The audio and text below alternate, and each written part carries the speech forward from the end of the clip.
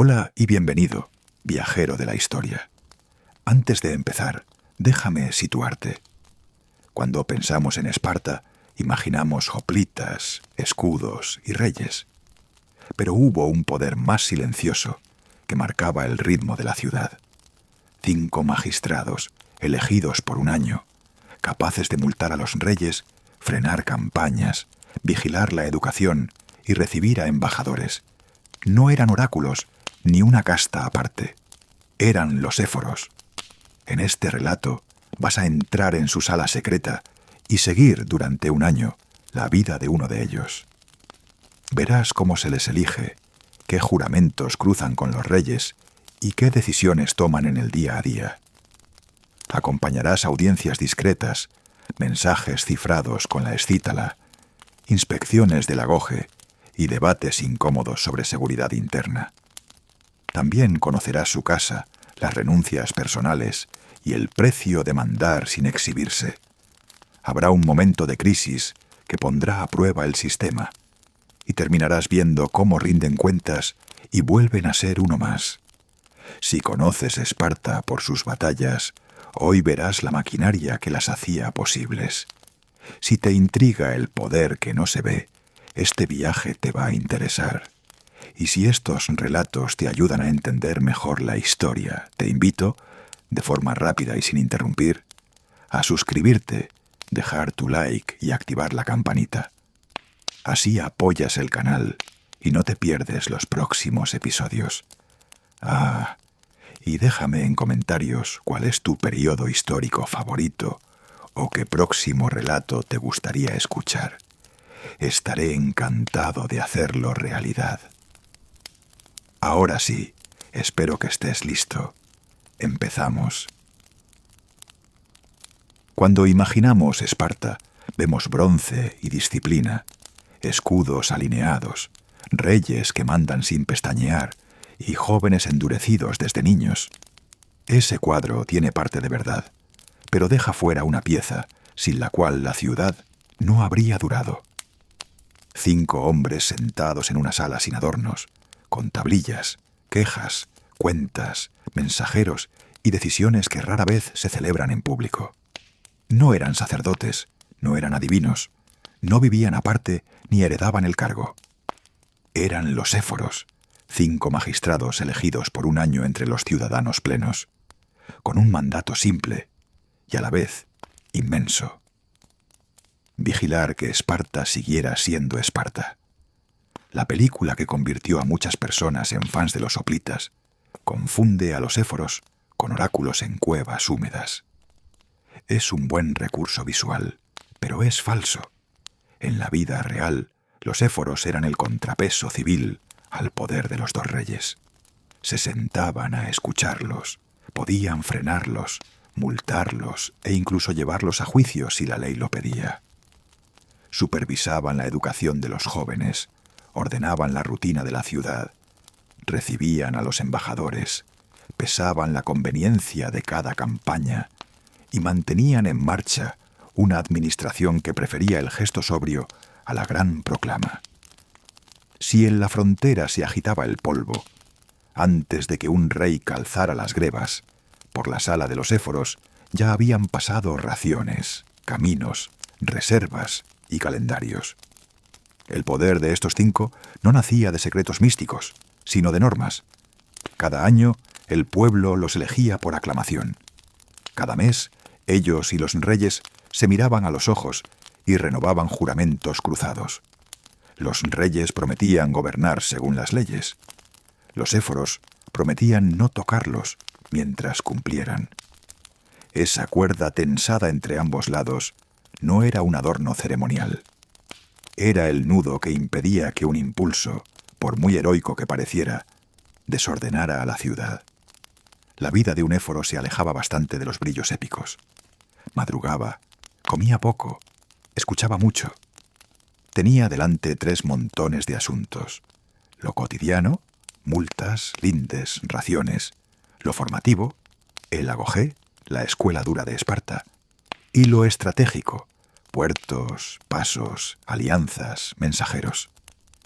En la mesa aguardaba un bastón con una tira de cuero, No era un fetiche, era la escítala, un método para que las órdenes llegaran legibles, incluso si el papel pasaba por manos hostiles o por la intemperie.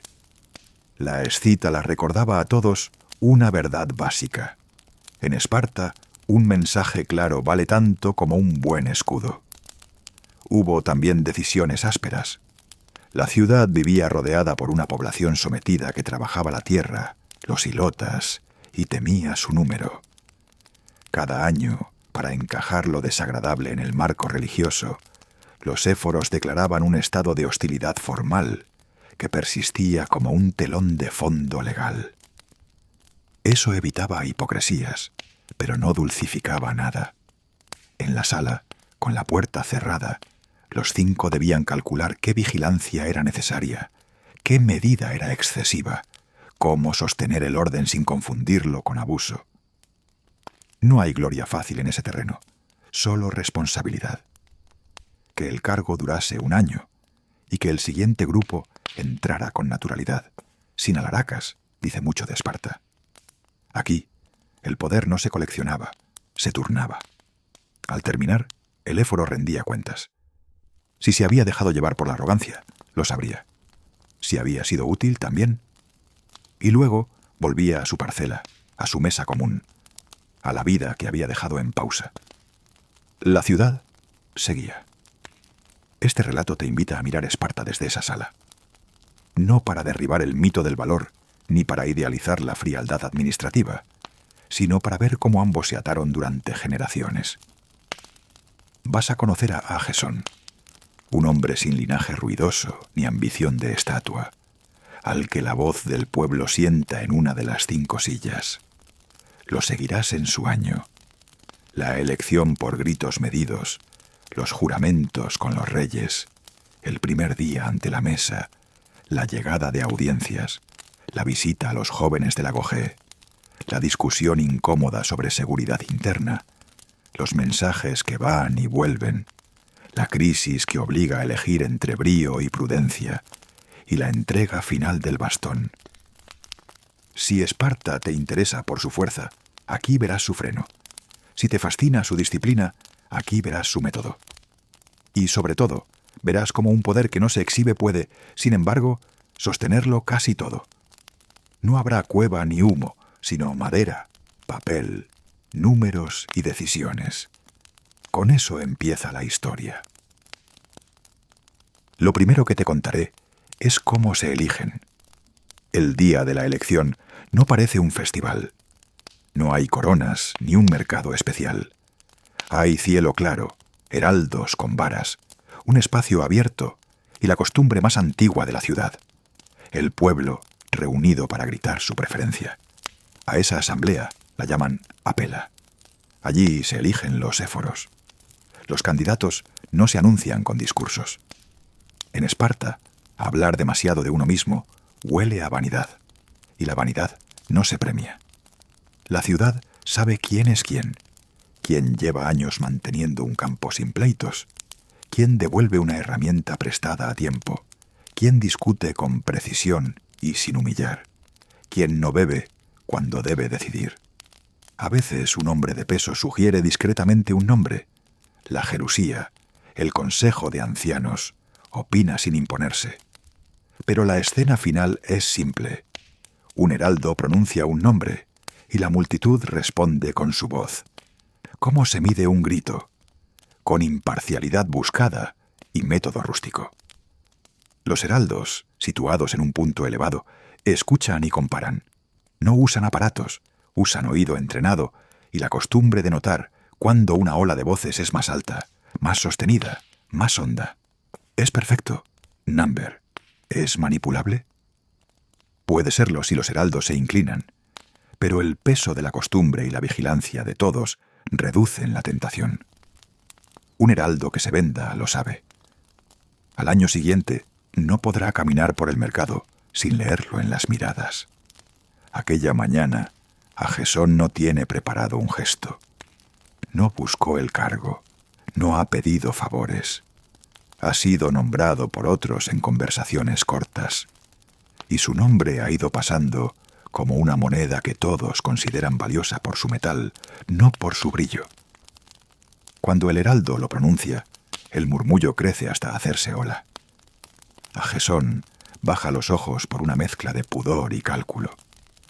En Esparta, tanto la euforia como la modestia ostentosa resultan impropias.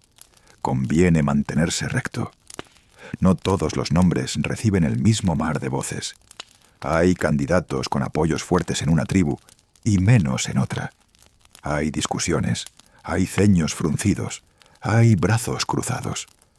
Los heraldos anotan con un asistente que apenas levanta la mirada. Un segundo heraldo repite la lista en distinto orden para confirmar el pulso. Al final, se proclaman 5, los éforos del año. Se dice que cualquiera de más de 30 años puede ser elegido con ciudadanía plena. No hay requisito de riqueza, aunque la pobreza extrema hace difícil cumplir con las obligaciones del cargo. No hay linaje que abra puertas, aunque un apellido respetado pesa en el oído de la multitud. No se hereda, no se reserva asiento a familias, no se promete reelección. La ciudad prefiere que el poder rote, que tome el color del año, que se parezca a la comunidad en su conjunto. Agesón siente un vaciamiento en el pecho cuando lo nombran. No es miedo dramático, es la sensación de estar a punto de vivir un año con la espalda más rígida que de costumbre. Antes del mediodía, un secretario lo conduce a la sala donde se sentarán los 5. Le muestra la mesa, la vara colgada en la pared con 5 muescas, una por silla, la caja donde se guardan las multas cobradas antes de ser destinadas a su fin, el rincón donde los mensajeros esperan sin interrumpir. Le enseña la escítala, un bastón liso que al abrazarlo con una tira de cuero llenada de letras hace legible lo que sin bastón es puro ruido. Le explica que el cargo dura un año completo, que al concluir habrá una rendición de cuentas y que no es raro que un éforo responda ante la ciudad si abusó de su puesto. No somos más que ojos y manos, resume el secretario. Ojos que miran por todos, manos que firman lo necesario. La elección por gritos tiene consecuencias prácticas. Al no haber programas ni promesas públicas, el criterio es la reputación. La ciudad elige a quien considera sobrio, justo, difícil de comprar, con poca prisa por castigar y menos por perdonar en exceso. El ideal es un hombre que no cambie al entrar en la sala. El peligro, elegir a quien pretende arreglarlo todo con la energía de un recién llegado. La experiencia colectiva ha enseñado que las sacudidas rara vez dejan bien las cosas. A la tarde, los 5 nuevos se encuentran por primera vez como grupo. Se sientan sin orden de jerarquía ostensible, aunque uno, el de más edad, actuará como moderador cuando haga falta. No se brindan, repasan el calendario. Audiencias, inspecciones, reuniones con los reyes y con la Jerusía, revisión de pasos y puertos, fiestas en las que deberán presidir sin robar protagonismo a quienes bailan y cantan. Se asignan tareas. Uno llevará la cuenta de multas y raciones, otro coordinará con los responsables del agoge, otro atenderá los asuntos de frontera junto con los reyes, otro supervisará periecos y mercado, y uno, Agesón, servirá de enlace con el Navarca para asuntos navales y con los armostas en puestos avanzados. No es un reparto rígido, todos verán todo, pero cada uno tendrá un ojo más entrenado en su zona. Esa primera tarde aprenden también lo que no deben hacer, no aceptar regalos, no dejar que un asunto personal entre por la puerta del despacho, no usar el cargo para vengar viejas rencillas, no tolerar que un amigo se crea con privilegios, no hablar fuera de tiempo, no callar cuando la ley lo necesita, no prometer a nadie una resolución anticipada, no crear colas especiales, no construir un círculo de aduladores. Y una más, añade el mayor, no alargar nada por gusto. Aquí el tiempo es una herramienta. Si un caso se decide en 10 frases, que no tenga 11. La ciudad no paga el cargo con lujos. Hay un estipendio modesto, vinculado a la mesa común, que permite a los éforos cumplir sin desatender por completo su casa. Algunos tienen parientes que les cubren esa ausencia. Otros dependen de la ayuda de la tribu. En cualquier caso, la expectativa social actúa como salario moral. Si cumples bien, el año siguiente podrás volver a tu vida con la cabeza alta. Si fallas, lo sabrás cada vez que cruces el mercado. Antes de que caiga la luz, los reyes llegan para una primera salutación. Se miran, se reconocen. No todos simpatizan entre sí. No hace falta, se necesitan. Uno de los reyes, más seco, recuerda la fórmula que repetirán cada mes. Ellos jurarán gobernar según la ley. Los éforos jurarán no tocarlos mientras la cumplan. Se escogen las fechas, se anotan, se despiden sin decoros. Agesón vuelve a casa por un camino que ha hecho 1000 veces. Esta vez siente que cada paso pesa un poco más. En la puerta su hijo pregunta, ¿qué significa ser éforo? Él piensa una respuesta que no sea un discurso. Significa, dice, que durante un año, cuando algo pueda salirse del sitio, yo estaré ahí para enderezarlo. La esposa asiente sin preguntas.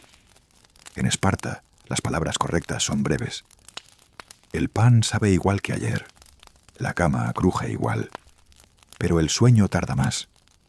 El primer día ha enseñado lo esencial, que el cargo no te aparta de los tuyos, solo te obliga a servirlos a través de la ciudad. Que el aplauso de la mañana se evapora, y lo que queda es la rutina. Gente que llega con un problema, decisiones que no harán feliz a nadie, mensajes que deben salir a tiempo, pasos que conviene reforzar antes de que alguien los pruebe. La elección por aclamación ha terminado. Empieza lo importante, cumplir. Y cumplir, en Esparta, casi nunca se ve desde fuera. Por eso, cuando preguntes quién manda, recuerda esta imagen. 5 sillas bajas, una mesa sin adornos, un bastón liso, 5 hombres que se turnan el peso para que la ciudad camine sin tropiezos. El primer mes pasa rápido. Entre audiencias, visitas a Lago G y notas de frontera, llega el día fijado en el calendario para renovar los juramentos. No es una ceremonia grandiosa. Se hace temprano, con la ciudad aún en silencio. Entran los 2 reyes, acompañados por un pequeño séquito. Los 5 éforos ya están sentados. No hay cortinas, ni estandartes, ni música. Hay una mesa sencilla, una lámpara, 2 copas de vino aguado que no se beben. La sobriedad es deliberada. Recuerda a todos que en Esparta la forma importa tanto como el fondo. El sacerdote pronuncia una fórmula breve. Los reyes juran gobernar según las leyes.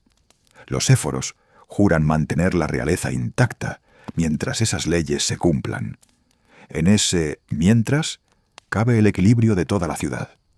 La frase tiene filo, y todos lo saben. Sirve para que el poder de mando tenga freno sin humillación, y para que el freno no se vuelva mando. Nadie la alarga con comentarios. El eco de la sala hace de testigo. Agesón observa a los reyes mientras repiten la fórmula. Uno, de gesto contenido, mira siempre de frente. El otro parpadea más de la cuenta cuando llegan las palabras según las leyes. No es una sospecha ni una prueba, solo un detalle que el éforo guarda.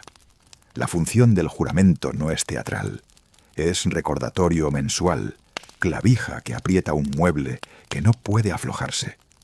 Las ciudades que descuidan sus clavijas se tambalean cuando llega el sobresalto. Tras la fórmula se sientan. Empieza una conversación estrictamente práctica y por eso mismo importante. El rey más impetuoso trae una lista de puntos. un pago atrasado de una ciudad vecina, rumores en una frontera, la oportunidad de enviar un destacamento para recordar a un aliado qué significa la palabra compromiso. El rey más prudente propone agotar primero los canales discretos. Un mensajero, una reunión en terreno neutral, una visita corta de la armosta con mandato de escuchar. Los éforos no se limitan a asentir o negar. Preguntan por números. ¿Cuántos hombres? ¿Cuántas jornadas? ¿Cuántas raciones? ¿Qué rutas? ¿Qué final? Piden que se precise la palabra recordar. En la sala los verbos vagos se prohíben por norma tácita. La conversación no se tensa porque nadie alza la voz. Se tensa porque el marco del juramento está presente. Los reyes mandan, pero mandan dentro de un cauce. Los éforos no dirigen campañas, pero exigen que la ciudad no se ponga en riesgo por impulsos. Esa tensión es lo que evita las dos enfermedades del poder, la parálisis y la temeridad. Agesón toma notas cortas. No registra adjetivos, registra decisiones. Cuando terminan el repaso, el rey impetuoso se queda un instante. Mira a los éforos y dice que la paciencia es virtud de hombres sin enemigos. No lo dice como insulto, lo dice como advertencia. Agesón responde que la paciencia de Esparta se mide por el calendario, no por el miedo, y que el juramento recién renovado obliga a todos a hablar con hechos. El rey inclina la cabeza, lo justo. Nadie quiere que la cuerda crujiente se rompa. Todos quieren que suene para recordar que existe. La utilidad del juramento se ve mejor cuando llega un caso incómodo. Un emisario trae una queja formal contra un pariente de un rey. Lo acusan de aprovechar su cercanía al trono para adelantar sus intereses en un puerto. La noticia duele porque salpica donde más escuece, el honor y la familia. En otras ciudades, esto se habría tapado con bromas y brindis. Aquí, el juramento impone la secuencia. Los éforos abren una investigación. Citan a testigos. Reúnen registros. Piden la opinión del rey afectado, no para que la imponga, sino para escuchar datos. El rey no rehúye. Dice que investiguen hasta el final y prometen apartar al pariente si corresponde. Agesón coordina con el éforo, encargado de mercado. El asunto se aclara en 4 días. El pariente ha pedido favores que no podía pedir, y un funcionario los concedió por miedo. No hay malversación, sí abuso. La sanción se comunica con frases cortas. Remoción del puesto, multa, advertencia al funcionario que cedió. El rey recibe el resultado con seriedad. No agradece, no protesta. Sabe que el juramento del mes protege tanto a la ciudad como a la dignidad de la casa real. Nadie podrá decir que se barrió la suciedad debajo de la alfombra. Otro mes, el juramento sirve para contener una tentación distinta. Llega una carta de aliados que piden a Esparta pronunciarse a su favor en una disputa que no le conviene. El asunto trae promesas de prestigio. La Jerusía se divide. En un banquete, alguno susurra que un rey de antaño habría montado en caballo y cruzado el valle en un día. Los éforos recuerdan que una cosa es la gloria y otra el interés de la ciudad. El juramento no prohíbe la grandeza, pero la subordina a la ley y al cálculo. Se decide una visita discreta con mensaje claro. Esparta no se mete. Si el aliado quiere salvar su orgullo, que lo haga sin arrastrar a otros. La amistad en política se mide también por lo que uno no pide. El valor del juramento se sostiene, además, en su repetición. No es un acto anual que se olvida. Vuelve cada mes, siempre igual, siempre breve. Esa cadencia educa. Evita que un buen mes haga creer a nadie que la ciudad puede saltarse sus estructuras. Evita que un mal mes incline a ver enemigos dentro. Cuando la ciudad se repite a sí misma las condiciones de su convivencia, se hace difícil que un gesto aislado cambie el tono general. En esos encuentros, los éforos no solo controlan, también protegen. Hay momentos en los que un rey merece respaldo. Un mensajero llega con una acusación injusta de cobardía, lanzada por rivales en la frontera. Los éforos piden pruebas, no las hay. Piden testigos, no los traen. La mesa declara que la acusación carece de fundamento, y la ciudad lo escucha. El juramento, en ese caso, sirve para que la realeza no sea un chivo expiatorio más. Así como los reyes aceptan el freno, los éforos aceptan el deber de sostenerlos cuando hace falta. Agesón termina cada sesión de juramentos con la impresión de que han ajustado tornillos invisibles. No cuentan batallas, no inauguran edificios, no dictan sentencias sonoras, pero mantienen el mueble armado. En la puerta, a veces, se cruzan con gente que espera audiencia por cosas pequeñas. Esas personas no sabrán nunca que esta mañana la ciudad se reforzó a sí misma con una docena de frases repetidas. No hace falta que lo sepan. Lo notarán en la estabilidad de los días. Para cerrar el primer ciclo de juramentos, el anciano de la Jerusía que ejerce de memoria viva cuenta un caso de hace décadas. Un rey quiso retirarse de una campaña por temor a una señal del cielo. Los éforos le recordaron que la ley exigía votar la retirada junto con los mayores. Se votó. Se retiraron con orden. La ciudad evitó una catástrofe. No fue valor, dice. Fue obediencia a reglas claras. Nadie replica. Esparta se forja con esas frases que no lucen en los poemas y sin embargo sostienen a los poetas. La reunión se disuelve.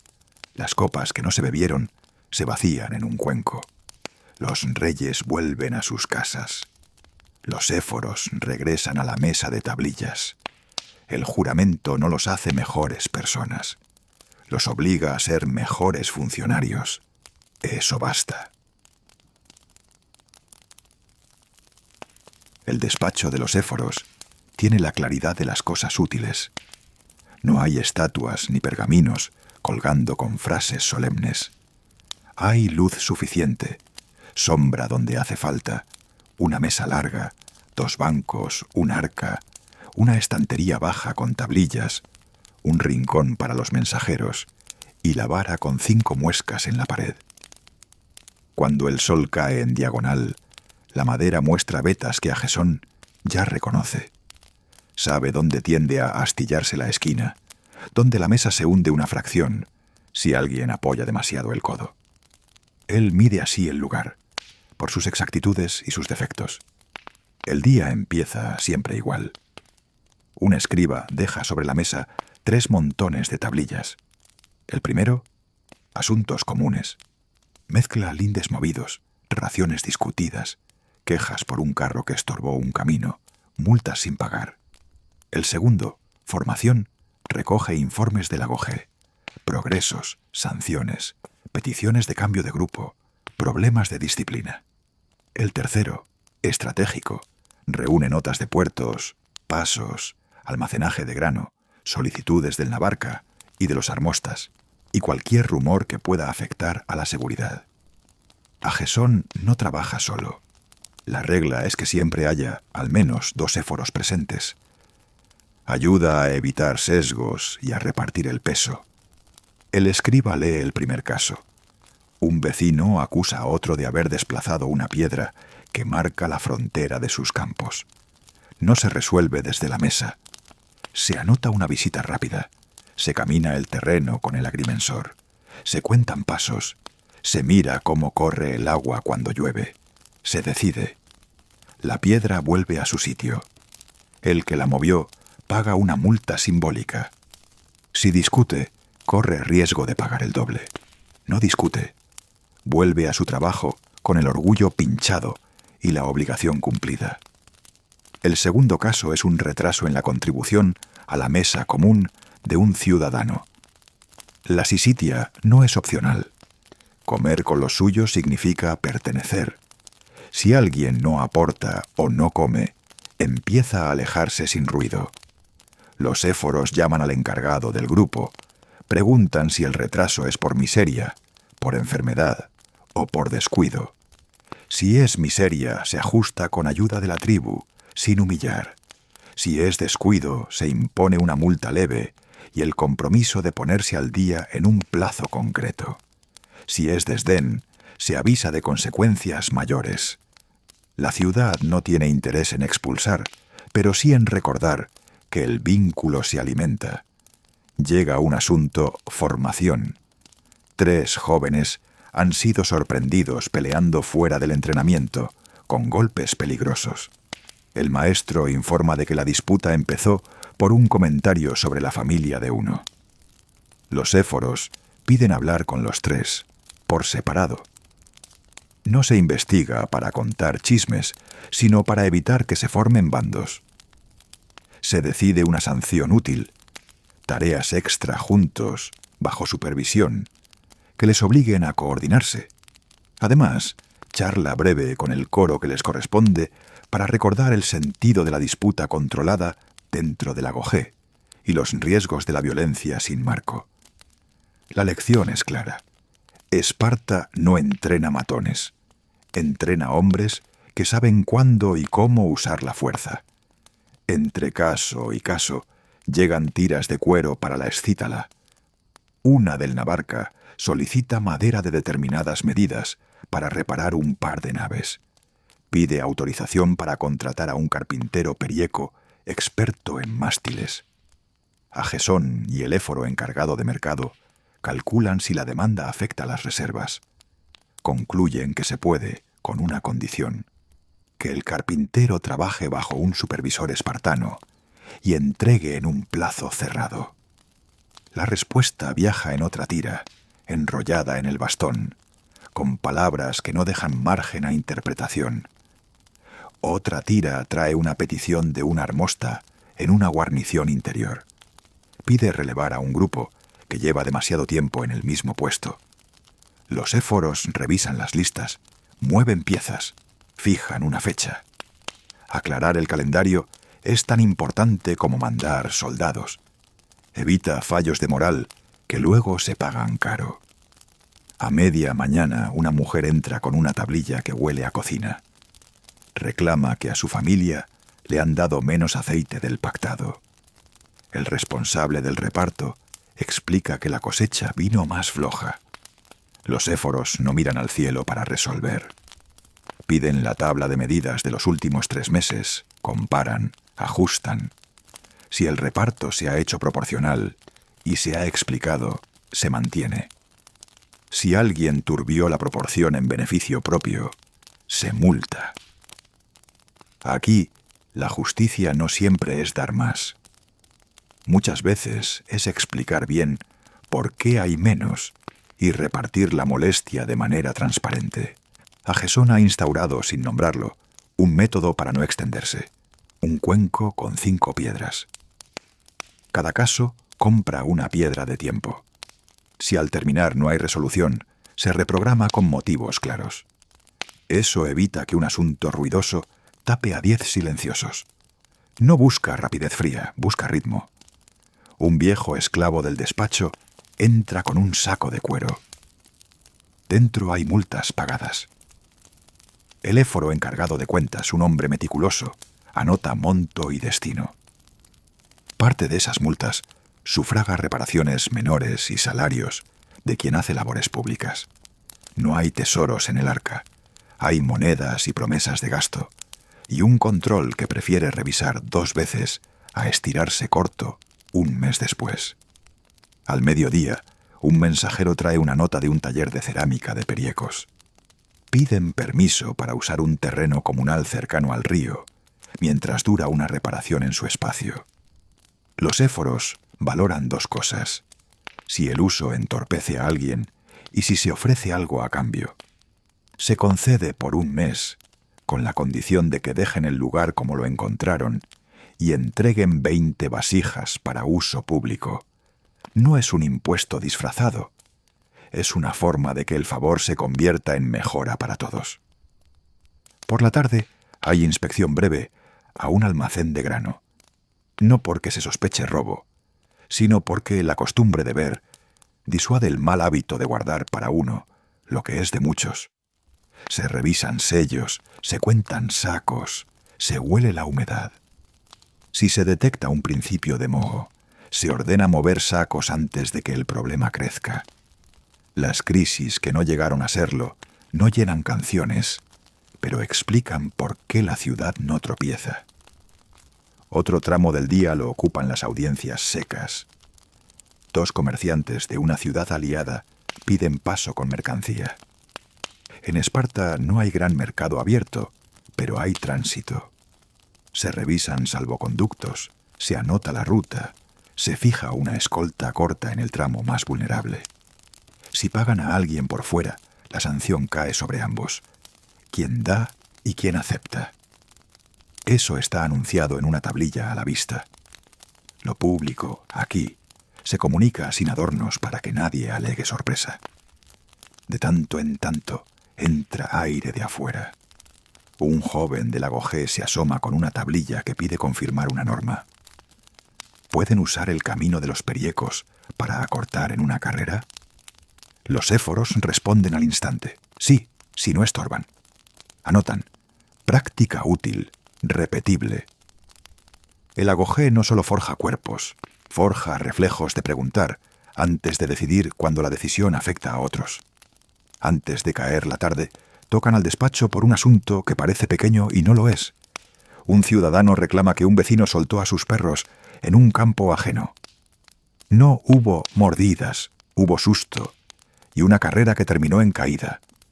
Los éforos llaman a los dos. No sermonean. Preguntan si hay herida.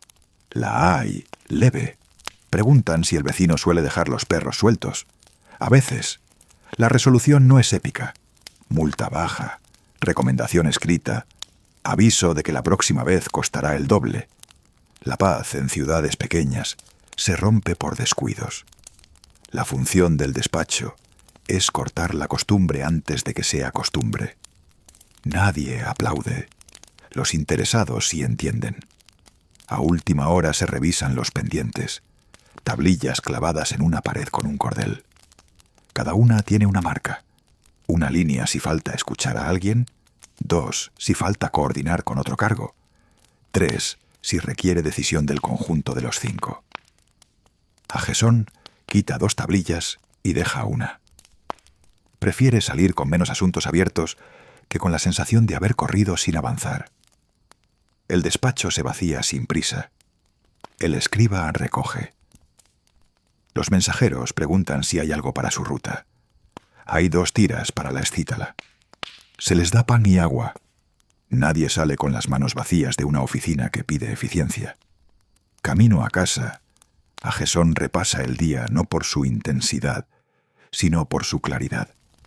Piensa en el linde, la mesa común, los jóvenes que pelearon, el carpintero que hará mástiles, el almacén con sacos movidos a tiempo, el permiso al taller de periecos, los perros que no deben volver a correr donde no toca. Sabe que mañana habrá otra secuencia parecida y 2 o 3 problemas nuevos. No lo abruma. Le confirma que el valor de su silla está en convertir el rumor de la ciudad en decisiones que se entienden y se aceptan. Un año así no deja relatos de gesta, pero evita relatos de desastre. Para un éforo es suficiente, para Esparta es imprescindible.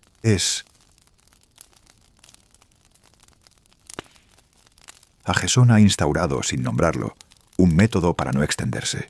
Un cuenco con 5 piedras. Cada caso compra una piedra de tiempo. Si al terminar no hay resolución, se reprograma con motivos claros. Eso evita que un asunto ruidoso tape a 10 silenciosos. No busca rapidez fría, busca ritmo. Un viejo esclavo del despacho entra con un saco de cuero. Dentro hay multas pagadas. El éforo encargado de cuentas, un hombre meticuloso, anota monto y destino.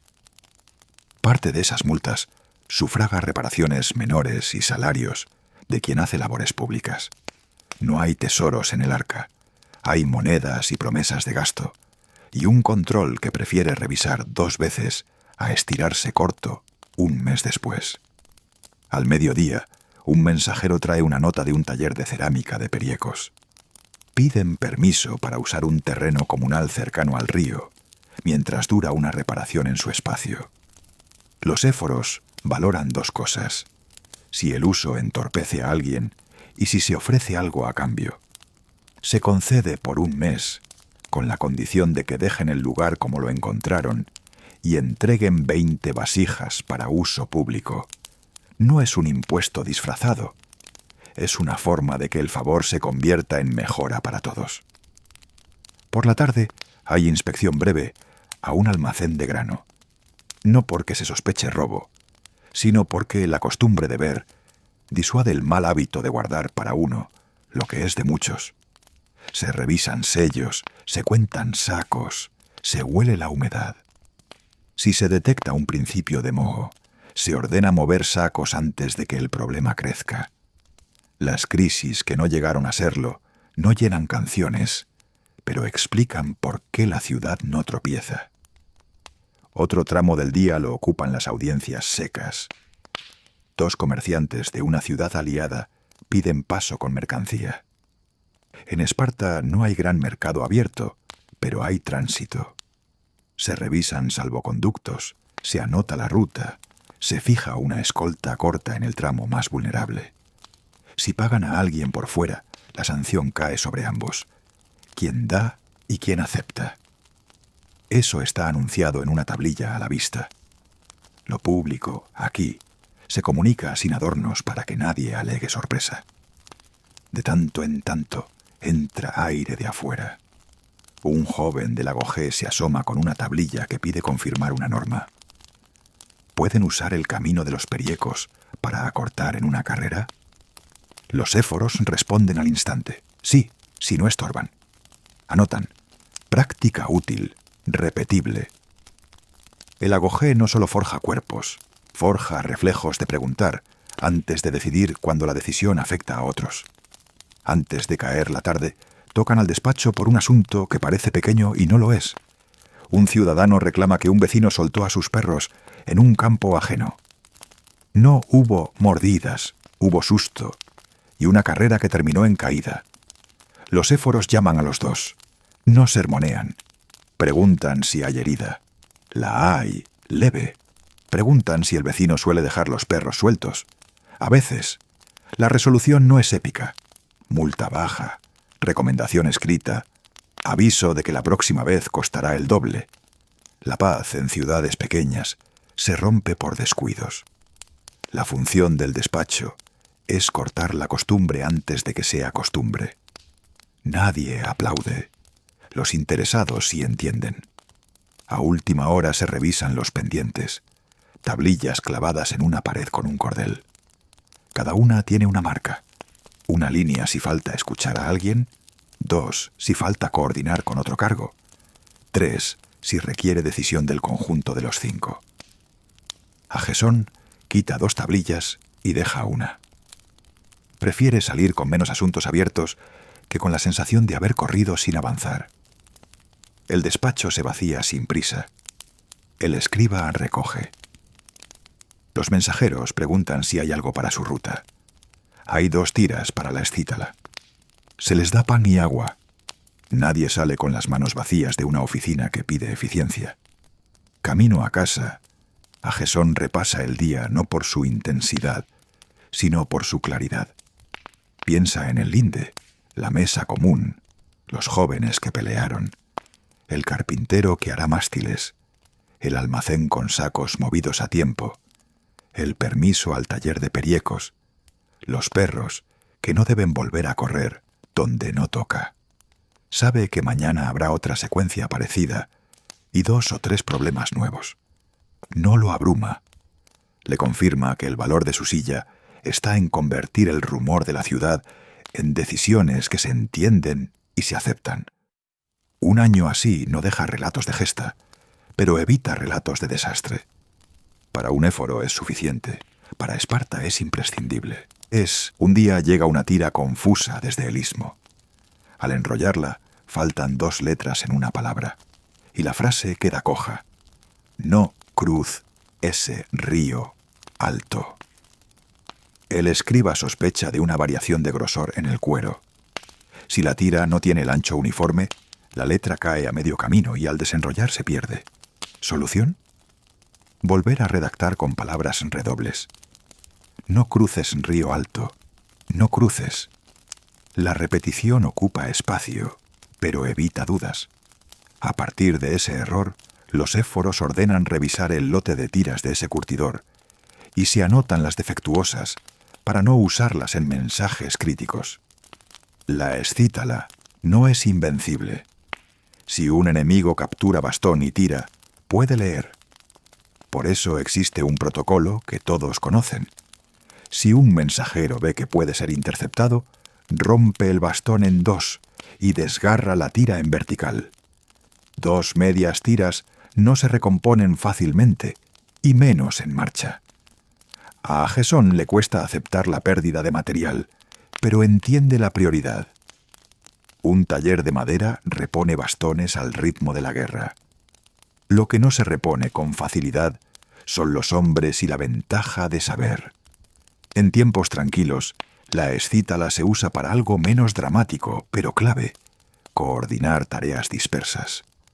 Un carpintero perieco, contratado para reparar un tramo de andamio, recibe por escítala la lista exacta de listones, cuerdas y cuñas. El mensaje llega a un funcionario que no siempre está en su puesto. La tira, entregada a su esposa, queda enrollada en un tubo de caña en un estante. Cuando él vuelve, no tiene que preguntar ni esperar. Lee, prepara, entrega. Pierde menos tiempo en ir y venir a la sala con dudas. La administración, con este método, evita colas de recados. También ordena turnos de guardia. En una frontera, la rutina mata la atención. La escítala introduce pequeñas alteraciones. Cambia el orden de vigilancia. Adelanta media hora un relevo. Atrasa otra media el siguiente. El que observa desde fuera no puede adivinar el patrón. Los hombres no se duermen en la costumbre. Gesón cree que la seguridad es mitad trabajo y mitad ritmo. La escítala ayuda con lo segundo. Un mediodía entra una tira desde lejos con una nota inusual. Mensaje espejo. Significa que la misma orden ha sido enviada por 2 rutas distintas con 2 mensajeros. Si llega solo una, se sospecha de interferencia. Si llegan ambas, se confirma la integridad. Este doble envío se usa poco, porque consume tiempo y hombres, pero en decisiones delicadas, movimientos de barcos, cambios de mando, merece la pena. Esa tarde llegan las 2, con la misma marca y las mismas palabras. Los éforos respiran hondo, no por drama, sino por certeza. La ciudad vive mejor cuando las dudas se reducen. Al final del día, las tiras usadas se guardan o se raspan para reutilizar. El cuero admite un número limitado de raspados antes de ponerse áspero. Hay un cuaderno donde el escriba anota cuántas veces se ha usado cada tira.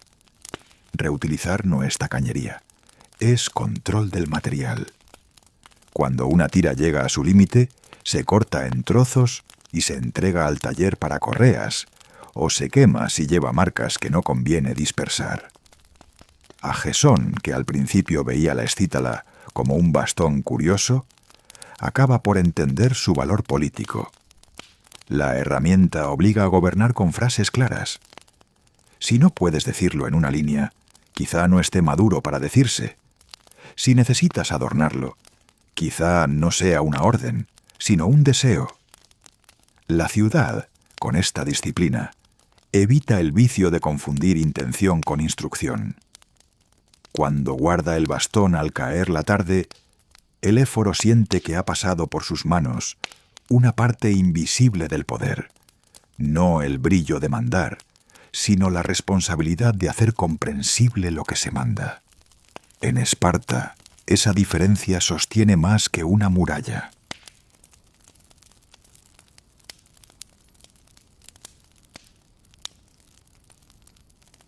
La puerta del despacho no es grande. 2 golpes de metal sobre madera anuncian a los mensajeros. Uno solo, a los ciudadanos, 3 a los extranjeros con salvoconducto. El protocolo no tiene misterio. Sirve para que, con un gesto, la sala se prepare. El escriba toma la tablilla adecuada. Los éforos ajustan el orden del día y los guardias, sin moverse mucho, afinan la atención. Las audiencias se dividen en 2 turnos. Por la mañana, asuntos de ciudadanos y periecos. Por la tarde, extranjeros, embajadores y viajeros con asuntos. Esta simple separación evita que una fila heterogénea confunda urgencias. No hay sala de espera lujosa. Hay un pórtico con sombra.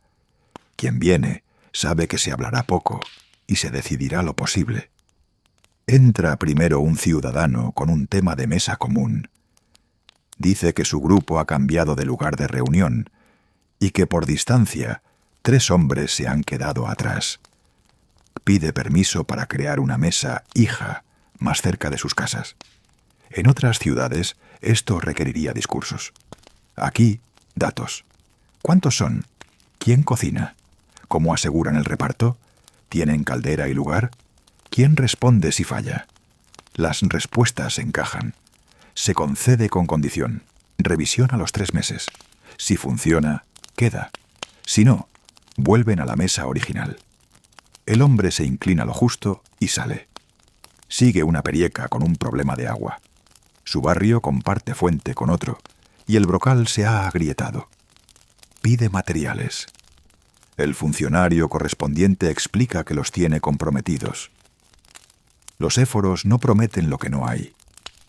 Ofrecen una solución temporal. 2 jóvenes de la Gogé ayudarán a traer agua a su calle mientras llega el material. Y cuando llegue, el taller de carpintería del puerto enviará a un hombre 2 días para arreglar el brocal. La mujer no recibe monedas ni palabras de consuelo. Recibe tiempos. Sabe a qué atenerse. Al mediodía entra un mensajero con una tira para la escítala. La audiencia se suspende un momento. Los éforos leen, dictan respuesta y vuelven. Nadie protesta. Todos saben que el despacho no es una ventanilla única. Es un nodo. Si se detiene, se atasca la ciudad. Por la tarde llegan los extranjeros. El protocolo empieza antes de que entren. Un heraldo anota nombre, ciudad, propósito, idioma, si traen intérprete y si portan regalos. Los regalos no pasan de la puerta. Se depositan en la casa de huéspedes. Si luego la ciudad decide aceptarlos como cortesía, lo hará por escrito y por la vía adecuada. Si no, se devuelven. Aceptar regalos en la sala corrompe el juicio, aunque el juez se crea de piedra. El primer visitante es un embajador de Elis. Viene a asegurar el paso de atletas por territorio lacedemonio de cara a unas fiestas. No trae tono altivo ni palabras huecas. Conoce a quién habla. Expone rutas, fechas, número de personas, animales, carros. Pide escolta en 2 tramos. Los éforos preguntan si la escolta la paga su ciudad. Responde que sí. Preguntan si los carros ocupan toda la calzada. Dice que no. Preguntan si llevan armas. Solo cuchillos de cocina. Se acuerda paso con escolta mínima. Se entrega un salvoconducto con una marca que identifica a los guardias del camino. El embajador se retira y los éforos anotan un recordatorio. Revisar cruce del arroyo. Barro. No es detalle menor. Un carro encajado hace perder jornadas. El segundo visitante es un comerciante de una isla. Quiere pasar madera y llevarse bronce. Esparta no comercia como Atenas, pero no vive aislada. El trato no se hace aquí, se autoriza aquí. Los éforos piden ver licencias, nombres de barcos, lista de carga, puerto de entrada y salida. El hombre intenta adornar con elogios. A Gesón lo corta con cortesía. Dinos por dónde y cuándo. Se revisa si la madera no viene de un bosque protegido por un pacto con un aliado. No lo es. Se autoriza tránsito con inspección en el puerto. Si paga por fuera a alguien para ir más rápido, perderá el permiso. La regla está escrita y visible. El tercer visitante trae malas noticias. Es un refugiado de una ciudad pequeña, perseguido por una facción rival. Pide asilo. Esparta no recoge a cualquiera sin preguntar. Los éforos le piden nombres, hechos, fechas. El hombre tiembla al hablar. No por teatro, por cansancio. Se le ofrece agua, no pan. No ha venido a pedir comida, ha venido a pedir protección. Se le concede estancia temporal en la casa de huéspedes mientras se consulta a la Jerusía y a aliados si su presencia complica alguna alianza. No se toma una decisión rápida para quedar bien y romper otra cosa. La prudencia aquí evita guerras de venganza disfrazadas de hospitalidad. A veces llega alguien que prueba los límites. Un delegado de una ciudad rica trae una tela fina para el despacho. El heraldo, en la puerta, le recuerda la norma. El hombre insiste. Los guardias no suben la voz. Simplemente no la dejan pasar. Si insiste de nuevo, se anota su nombre y se le niega audiencia ese día. Al día siguiente, entra sin la tela. En Esparta, el protocolo enseña a hablar conforme al lugar. Quien no entiende la lección, aprende a fuerza de puerta cerrada. Con cierta frecuencia llega un ateniense. Viene con intérprete, aunque entiende el dórico más de lo que reconoce. Trae una petición. Paso seguro para un filósofo que viaja con libros. Quiere evitar registros humillantes en los caminos.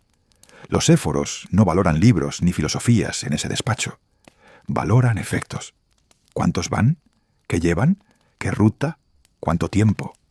Se concede paso con una nota. No detener. Registrar a la vista. No abrir pergaminos. No es complicidad con ideas ajenas. Es orden. El guardia de camino sabrá que esa comitiva ya fue vista arriba y que su trabajo es escoltar, no brillar con celos innecesarios. Las audiencias con reyes extranjeros son raras. Si llegan, no lo hacen a la sala de los éforos, sino a una estancia más amplia donde también está la Jerusía. Aún así, los éforos están presentes. Su papel es escribir lo acordado y traducirlo a órdenes que se puedan cumplir. Lo que se decide en una tarde puede descarrilarse al día siguiente si nadie lo convierte en tareas con plazos. Esa traducción, que a muchos les parecería menor, es la que sostiene la reputación de Esparta de ciudad seria. No todo en el protocolo son visitas largas. Hay consultas cortas que, si se resuelven bien, evitan problemas. Un guardia pregunta si puede permitir que un grupo de mercaderes acampe cerca del templo en noche de lluvia. La norma dice no, pero añade, salvo tormenta fuerte. ¿Es fuerte? El guardia no quiere decidir solo. Los éforos miran el cielo, miden la tarde y autorizan la excepción con una condición: que al amanecer levanten y dejen limpio. El guardia se va sin ansiedad. El templo no se convierte en posada. Los mercaderes no odian a la ciudad por testaruda. Nadie pierde. Cuando la sala se queda vacía, los éforos recapitulan. Cada audiencia genera una línea en un libro. ¿Quién? ¿Qué? ¿Qué se decidió? ¿Cuándo se revisa? No es burocracia fría, es memoria de la ciudad. Si dentro de 6 meses alguien dice, me prometieron, se busca la línea y se verifica. La autoridad crece cuando la palabra dada tiene rastro. A Gesón cree que el secreto del protocolo es evitar humillar. A un embajador se le escucha, incluso si se le va a decir que no. A un comerciante se le explican las condiciones sin insinuar que intentó engañar. A un ciudadano se le hace sentir que su queja no es ridícula, incluso si su solución es impracticable. Esta cortesía sobria no nace de debilidad. Nace de entender que el despacho no solo decide, sino que educa en cómo se convive. Antes de cerrar, el escriba saca un pequeño cofre con sellos. No se usan para cerrar mensajes, sino para legitimar salvoconductos y resoluciones que deberán mostrar en el camino. Un salvoconducto con el sello equivocado confunde a un guardia a 50 estadios. Un sello correcto le ahorra dudas. Se usan pocos modelos para que los hombres los reconozcan de lejos. La forma de una hoja, la cabeza de un lobo, una espiga. El sello no da poder mágico, da continuidad. La última audiencia del día trae una petición sencilla y reveladora. Un joven de Lago G pide permiso para acompañar a un mensajero en un tramo corto, como aprendizaje. Los éforos lo miran y preguntan por qué. Quiero aprender a no hablar.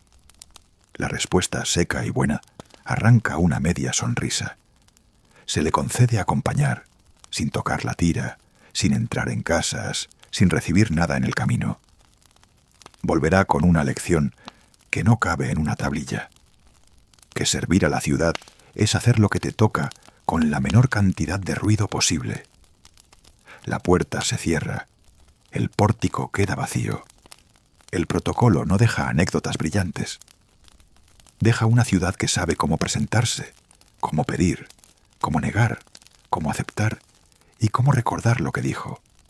Eso, en un lugar donde todos se conocen y donde cualquier agravio se multiplica, vale tanto como un regimiento en orden de batalla. Esparta no se sostiene solo con lanzas. Se sostiene con puertas que se abren y se cierran bien. El patio de entrenamiento amanece antes que la ciudad. No hace falta tocar un cuerno ni pasar lista en voz alta. Los grupos aparecen con puntualidad que viene de años. Los más pequeños al fondo, los medianos ocupando el centro, los mayores cerca del pórtico, donde los instructores pueden verles la cara sin moverse. El paidonomos, responsable máximo de la goje, cruza el patio con un bastón que casi nunca usa. No está ahí para imponerse a golpes, sino para recordar que la norma existe, aunque nadie la nombre. Agesón y otro éforo caminan a su lado. No vienen a dirigir la escuela. Vienen a mirar si el diseño funciona. La ciudad invierte tanto en este patio como en un puerto o un paso de montaña. Si aquí se descuida una muesca, la grieta se ve años después, cuando ya es tarde. La jornada de los pequeños empieza con lo básico: correr, saltar, respirar de forma regular. Un niño con la nariz llena intenta forzarse, pero el instructor lo detiene y lo coloca a un lado, a estirar. La dureza no consiste en romper, sino en no malgastar. A los medianos les toca lucha en parejas. La regla es clara y sencilla: agarre limpio, empuje con piernas, no retorcer articulaciones. Se corrige en seco, se repite hasta que sale. Los mayores se organizan en filas y ensayan relevos con peso. Un tronco pasa de hombro a hombro y se acelera al final. El último en recibirlo debe frenarlo con ayuda del de al lado. No es espectáculo, es coordinación. El agoge tiene fama de producir héroes. En realidad, produce hábitos. Dormir con poco, comer lo justo, arreglar la propia ropa, mantener el cuerpo disponible, obedecer una orden que se entiende y poner en duda una orden confusa. Los instructores han aprendido que la obediencia ciega sirve poco en una marcha larga. Por eso, al terminar un bloque, el encargado de grupo pregunta: ¿qué nos salió? Responden con una frase, no con una excusa. Nos apuramos al final y soltamos el tronco. Respiré mal al girar. Apreté los dientes y perdí ritmo. El reconocimiento del error no se penaliza. La queja, sí. Una parte del día se dedica a coros. No son cantos para impresionar visitantes, sino para entrenar la respiración y el paso. Se cantan nombres de batallas y de antepasados, pero también frases que ordenan el trabajo. El paidonomos corrige la entrada de los bajos, ajusta el ritmo de los agudos. Agesón anota que el grupo de los medianos pierde el pulso si el suelo resbala. Pide a los instructores que trasladen ese coro a una zona de tierra más suelta y comprueben si el fallo viene por eso. La escuela, así, aprende de sí misma. Cada grupo tiene un eirén, joven ya formado, que actúa como hermano mayor. No manda como un jefe. Se coloca entre los instructores y los alumnos. Traducir órdenes es su tarea. Si un niño no entiende una corrección, el eirén se la muestra con el cuerpo. Si un mayor se acelera, el eirén le sujeta el gesto con una mirada. Agesón conversa 2 minutos con uno de ellos, un muchacho alto con una cicatriz vieja en la rodilla.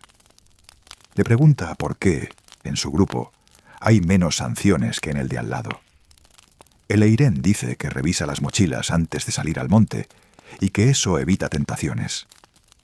No suena a control blando, suena a prevención. El éforo anota su nombre. Un método que evita 10 castigos vale más que un castigo ejemplar que deja resentidos. No todo sale fino. Un instructor avisa de un problema. Un chico ha empezado a mandar sobre los otros fuera de turno. No bajo supervisión, sino para organizar, por su cuenta, pequeñas tareas que le convienen. No roba ni pega. Desplaza. Agesón pide verlo. El muchacho tiene la espalda rígida y el mentón alto. Responde bien a las preguntas y acepta su falta con frases cortas. El éforo no lo humilla delante del grupo.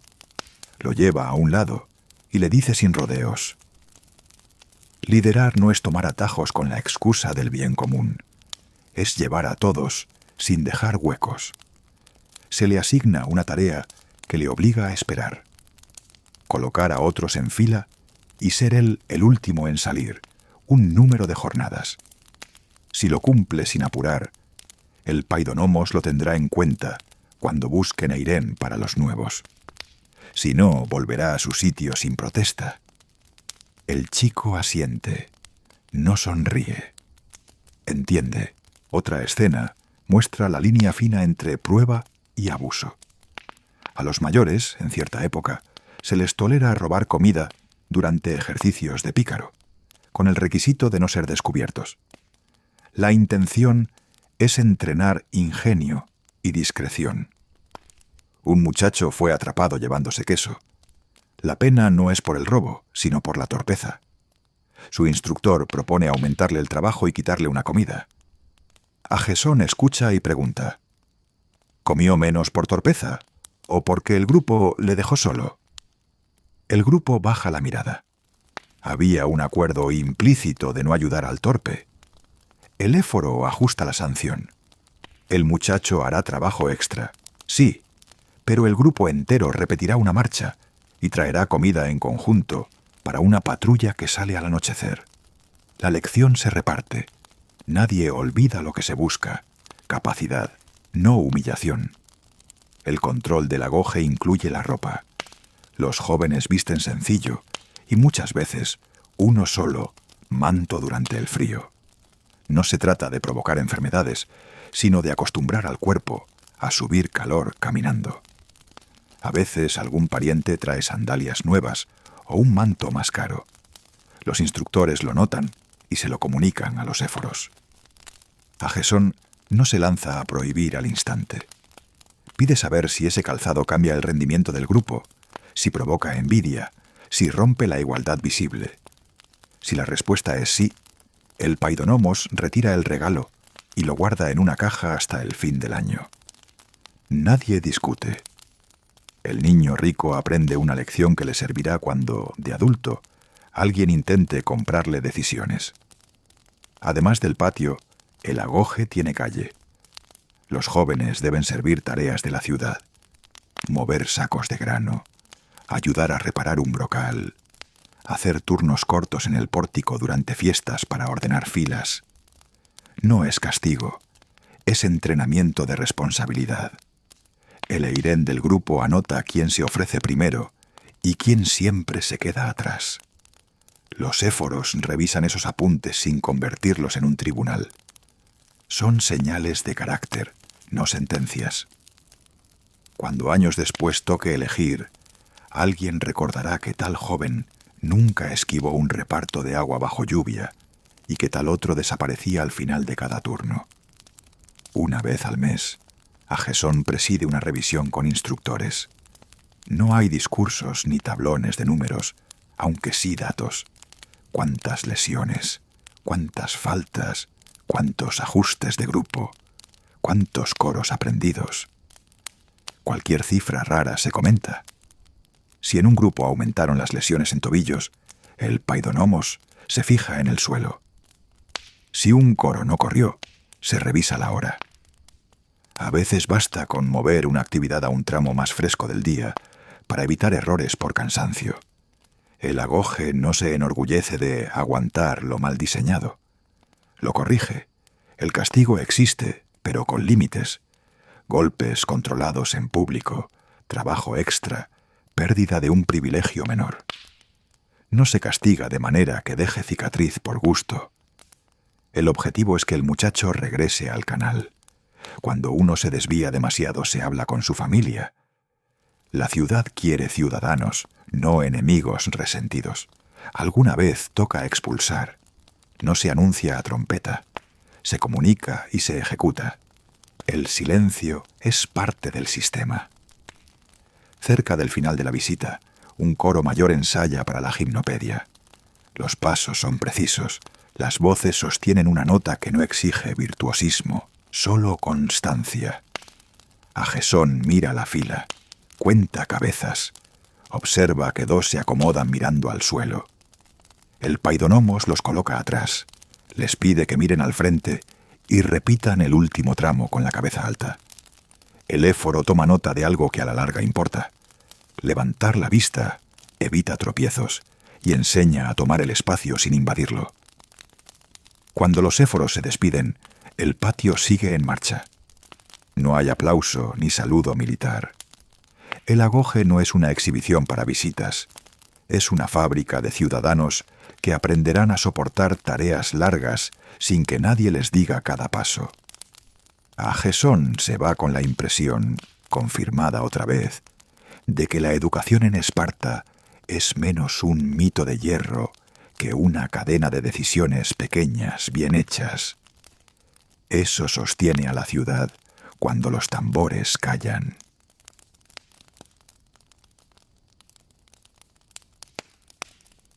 Hay temas que la ciudad trata con la puerta cerrada. La criptoía es uno de ellos. No por gusto de ocultar, sino porque hablar en exceso de ciertos asuntos los magnifica o los confunde. Esparta vive rodeada de ilotras, población sometida que trabaja la tierra. Son mayoría. La ciudad lo sabe. Desde antiguo, los éforos declaran cada año un estado de hostilidad formal hacia ellos. La fórmula tiene un propósito práctico: encajar en la ley y en el marco religioso actuaciones de seguridad que de otro modo chocarían con rituales de pureza. En esa zona tensa, en el borde difuso entre vigilancia y exceso, se coloca la cripteía. ¿Qué es, en términos sencillos? Un servicio de guardia oculta y de reconocimiento, ejecutado por jóvenes escogidos entre los más capaces y discretos.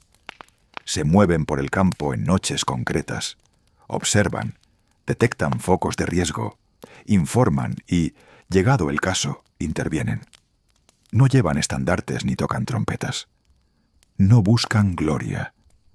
Buscan prevenir que una chispa prenda en temporada de recolección, cuando la fricción aumenta.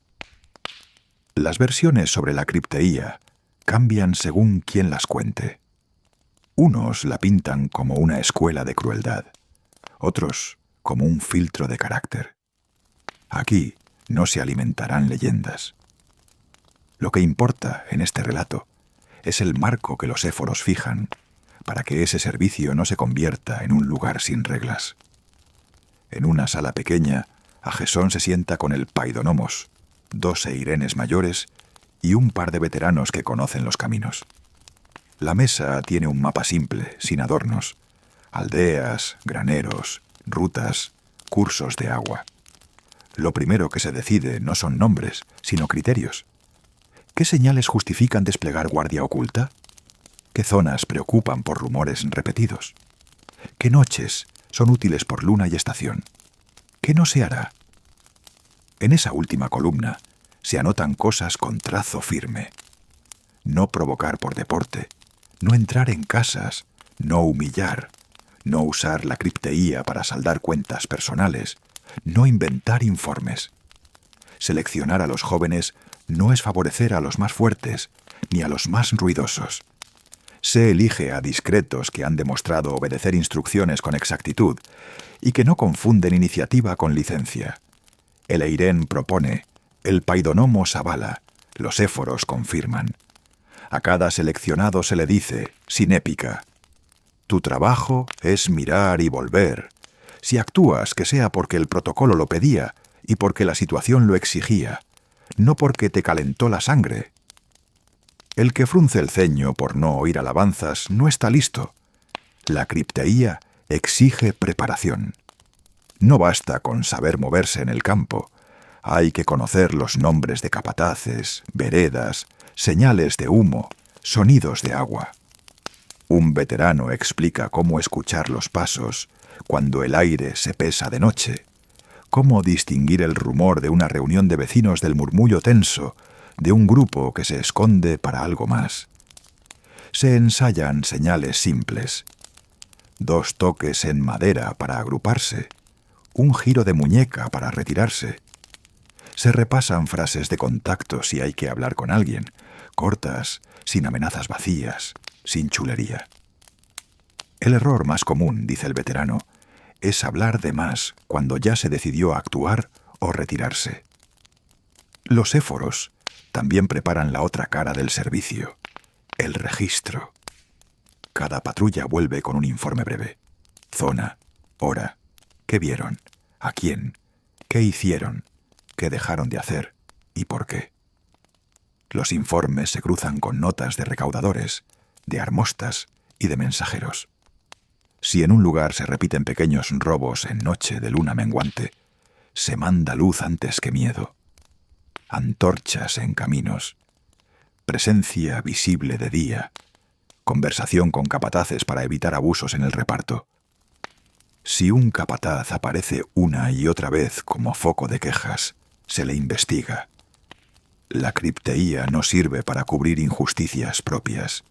Sirve para detectar los cortocircuitos que encienden rencores. Una tarde, antes de un despliegue, un Eirén pide hablar. Ha reconocido entre los ilotas a un hombre que de joven compartió juegos con él cuando aún se confundían jerarquías en el campo. No está cómodo. A Gesón lo escucha. Le recuerda el marco. La cripteía no persigue fantasmas ni viejos recuerdos. Si no hay señal actual, ese nombre no entra en la lista. El Eirén asiente.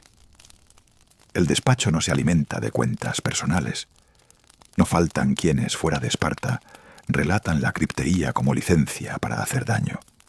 A Gesón sabe que, mal manejada, puede parecerlo. Por eso repite 3 cosas a los seleccionados: proporción, objetivo y control. Proporción, para entender que la fuerza usada debe tener medida.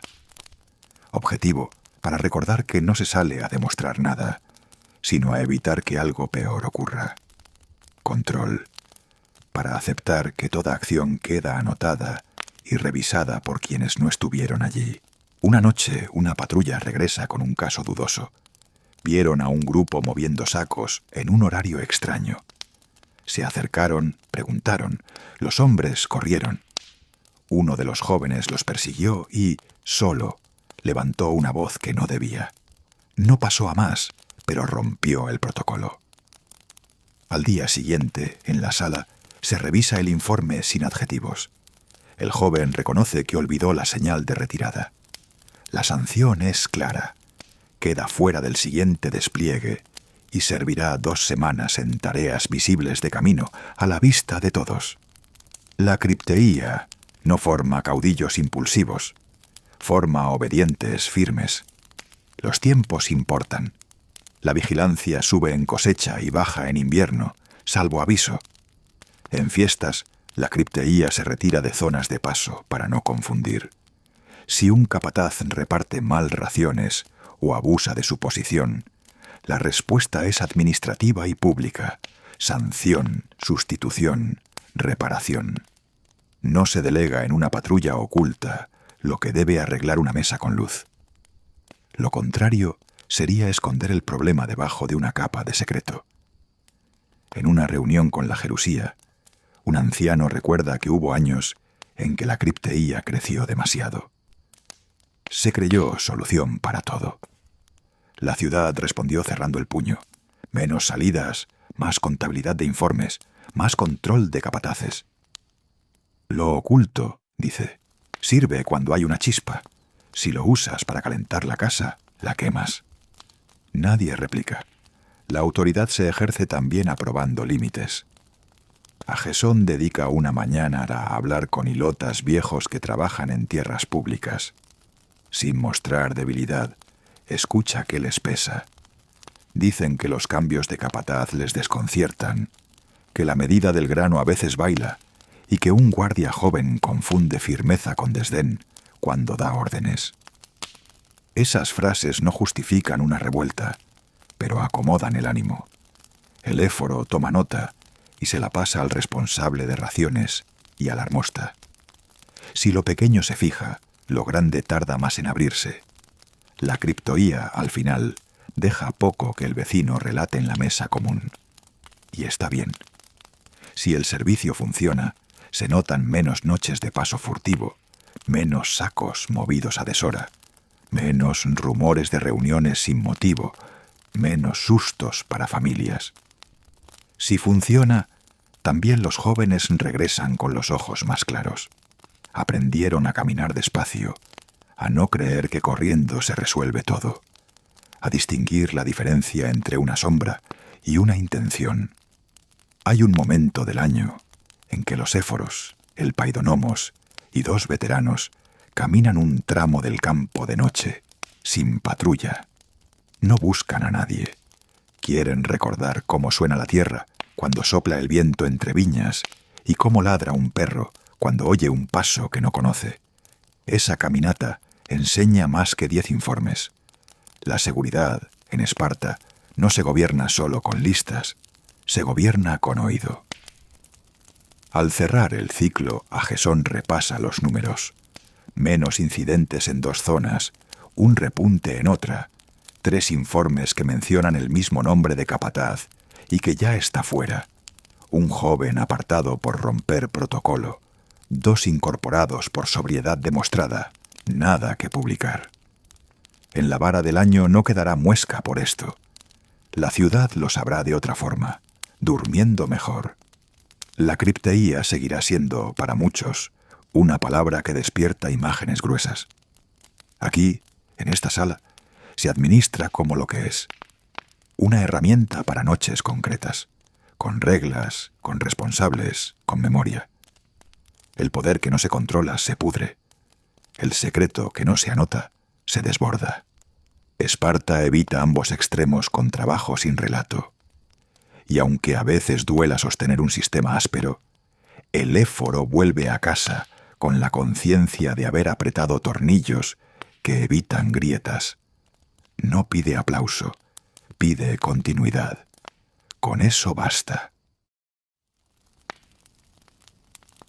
El cargo de éforo no se nota en la casa por un cambio de muebles, sino por un cambio de ritmo.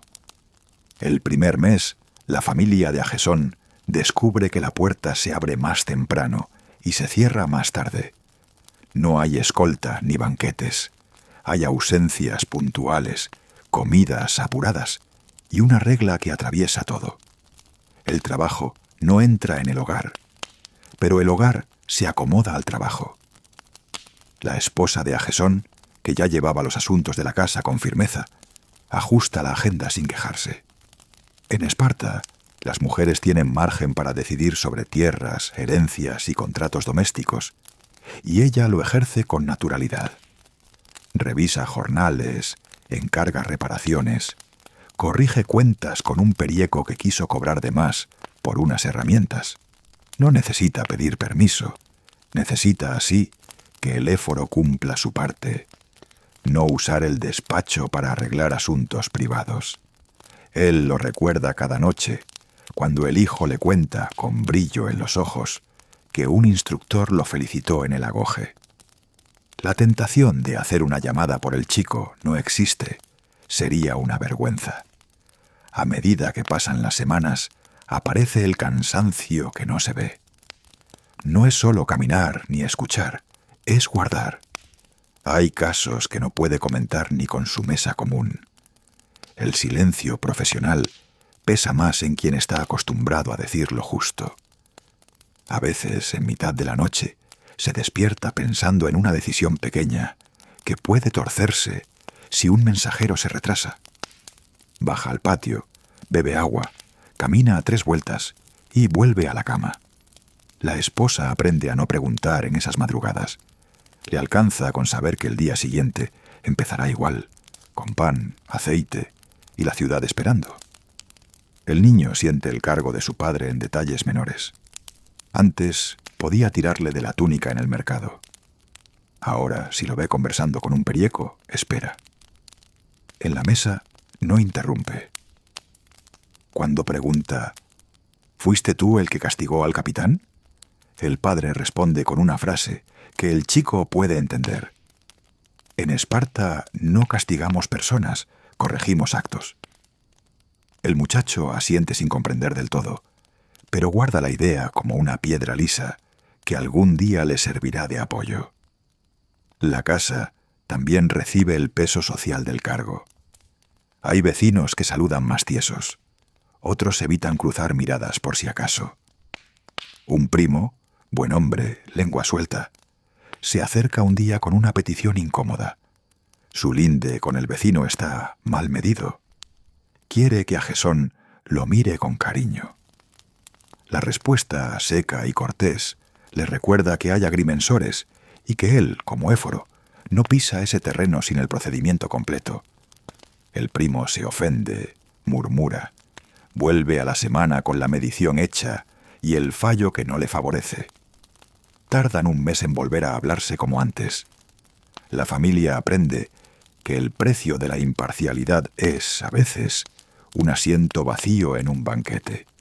El dinero no cambia. El estipendio cubre la mesa común y poco más. No hay regalos. Lo que alguna vez entró por cortesía en la casa de un magistrado en otra ciudad, aquí se devuelve o se deposita en la casa de huéspedes hasta que la ciudad decida. La esposa administra con exactitud. Pospone comprar un manto nuevo, reutiliza sandalias, adelgaza el gasto en aceite fino. No se vive mal, se vive medido. La abuela, sentada a la sombra, comenta sin malicia que los años de cargo enseñan a distinguir necesidad de capricho. Y no es mala lección, añade. Hay, sin embargo, pequeñas heridas.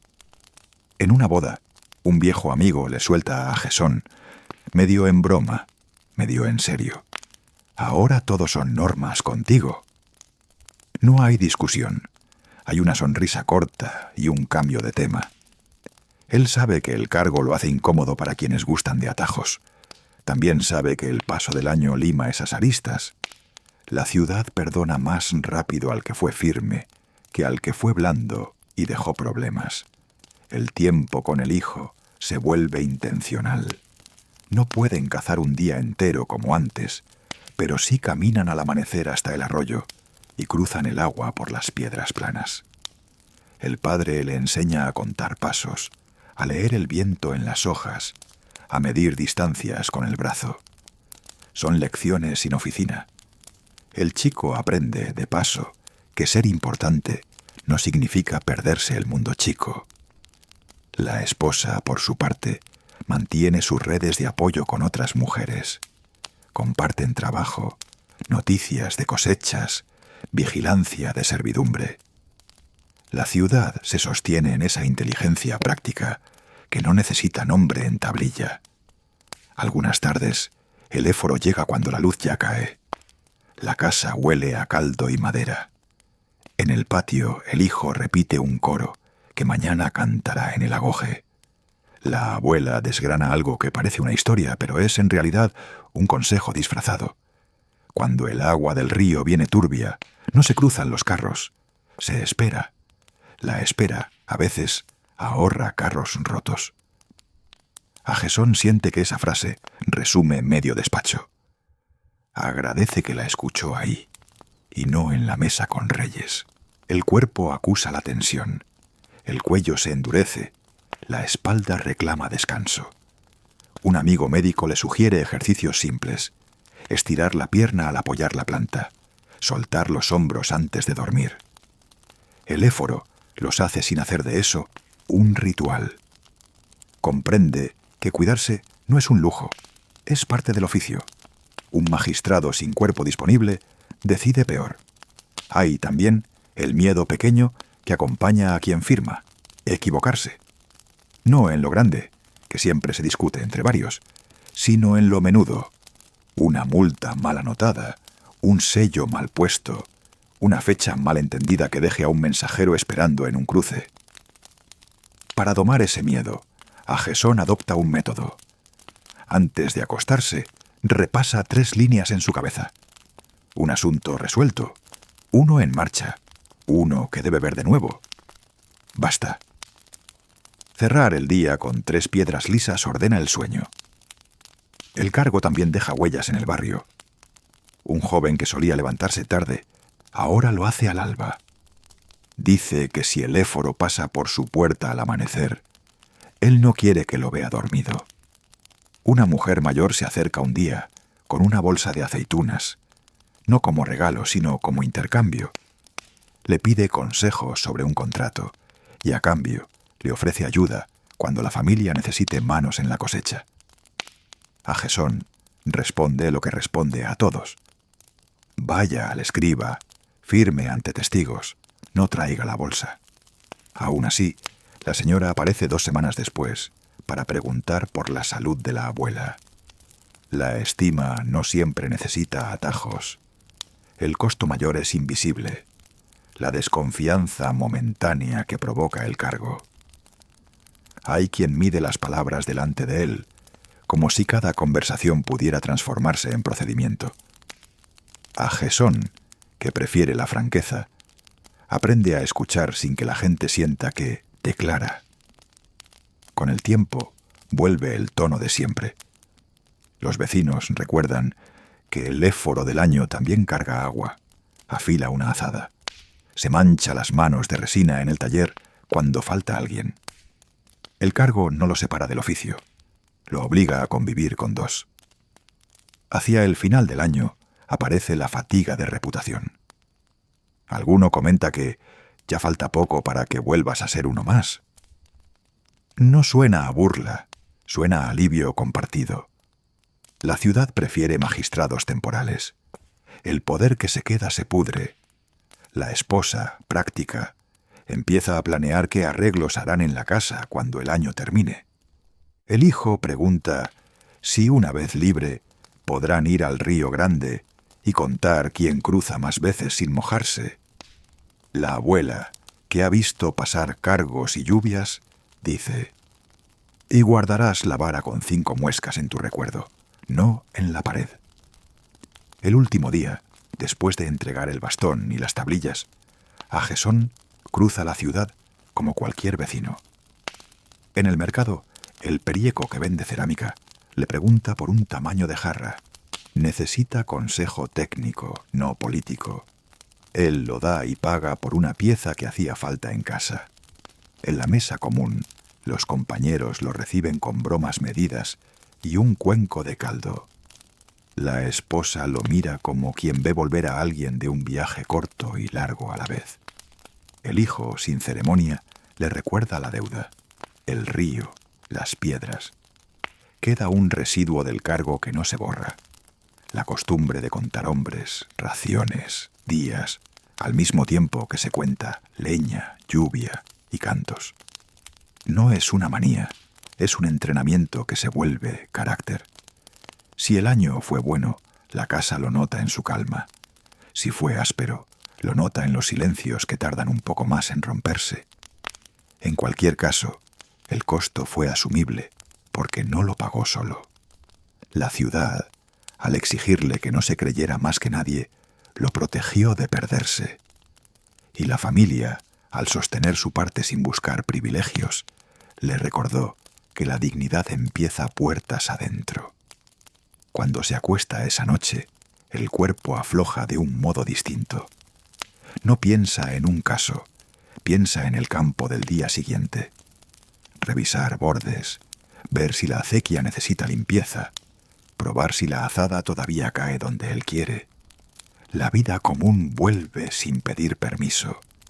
Y eso, en Esparta, es la mejor paga posible.